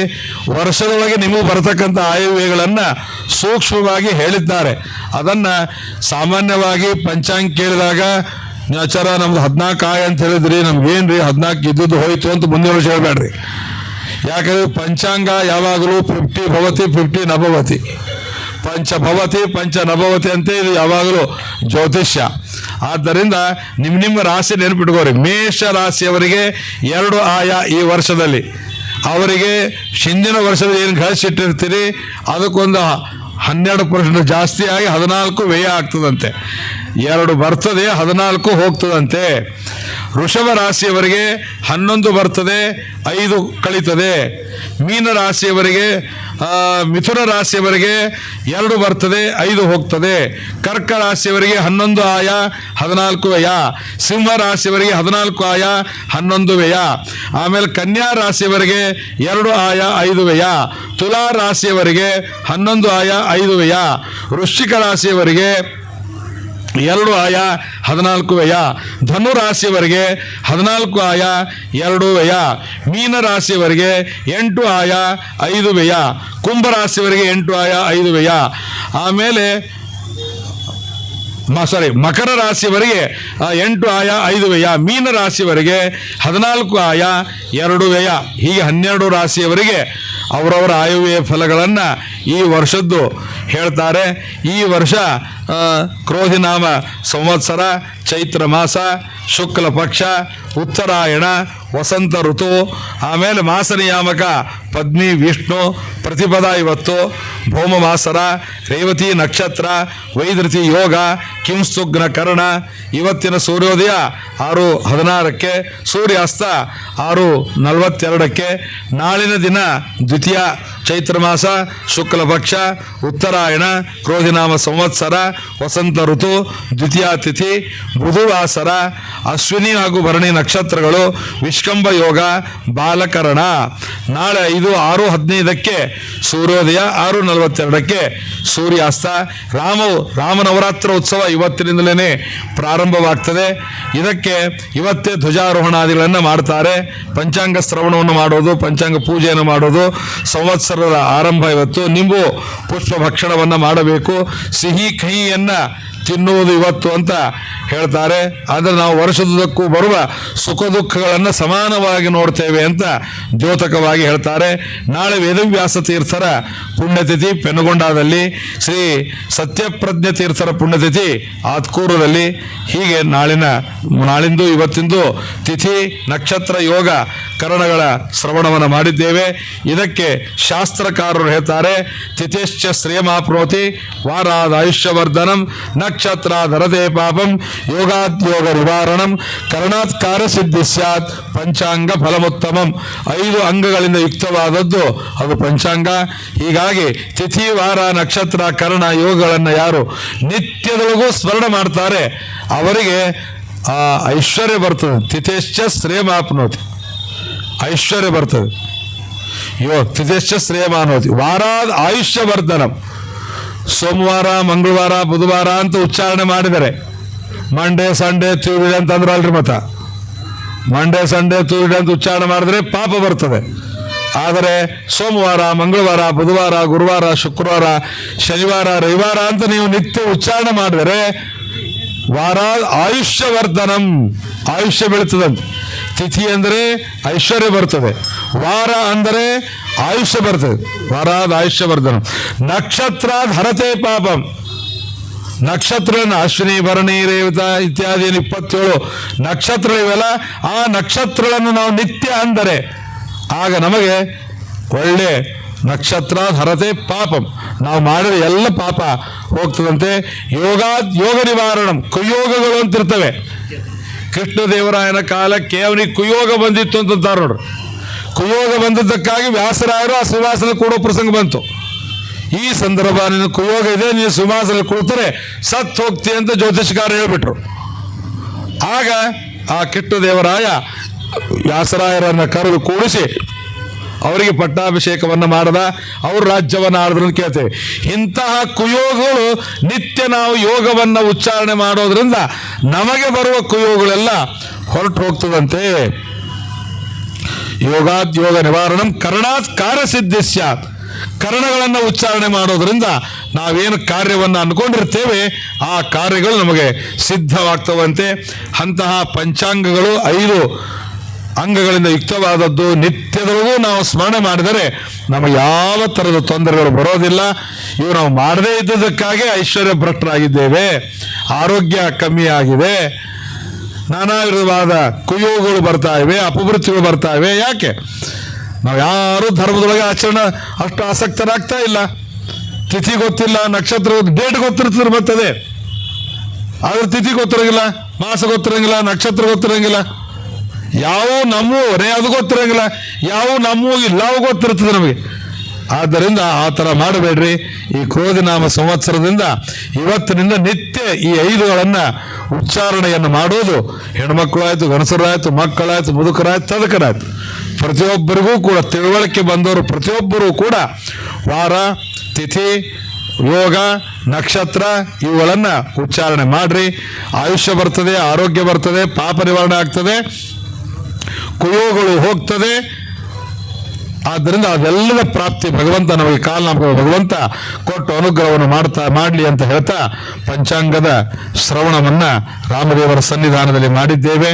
ಆ ರಾಮದೇವರು ನಿಮ್ಮ ಎಲ್ಲ ದುಷ್ಟ ಶಕ್ತಿಯನ್ನ ಪರಿಹಾರ ಮಾಡಿ ನಮ್ಮ ಧರ್ಮಕ್ಕೆ ವಿರುದ್ಧವಾದ ಶಕ್ತಿಯನ್ನು ಹೊಡೆದಾಕಿ ಧರ್ಮಕ್ಕೆ ಅನುಕೂಲವಾಗುವ ಶಕ್ತಿಯನ್ನು ನಮಗೂ ನಿಮಗೂ ಎಲ್ಲರಿಗೂ ಕೊಟ್ಟು ಆ ಧರ್ಮವನ್ನು ಆಚರಣೆ ಮಾಡುವ ಸಾಮರ್ಥ್ಯ ಆ ಪ್ರಭು ರಾಮಚಂದ್ರದರು ಕೊಡಲಿ ಅಂತ ಹೇಳ್ತಾ ಇವತ್ತಿನ ಕಾರ್ಯಕ್ರಮ ಇಲ್ಲಿಗೆ ಮುಕ್ತಾಯ ಮಾಡ್ತೇನೆ. 15 ನಿಮಿಷ ಜಾಸ್ತಿ ಆದದಕ್ಕಾಗಿ ಎಲ್ಲರಲ್ಲೂ ಕ್ಷಮೆಯನ್ನು ಕೇಳಿ ನನ್ನ ಮಾತಕ್ಕೆ ವಿರಾಮವನ್ನು ಕೊಡ್ತೇನೆ. ಶ್ರೀಕೃಷ್ಣ ಅರ್ಪಣಮಸ್ತು. ಪರಮ ಪೂಜ್ಯ ಆಚಾರ್ಯರಿಗೆ ಅನಂತ ಧನ್ಯವಾದಗಳು. ಅವರ ಉಪನ್ಯಾಸದಲ್ಲಿ ಮುಖ್ಯವಾಗಿ ಕಾಣ್ತಾ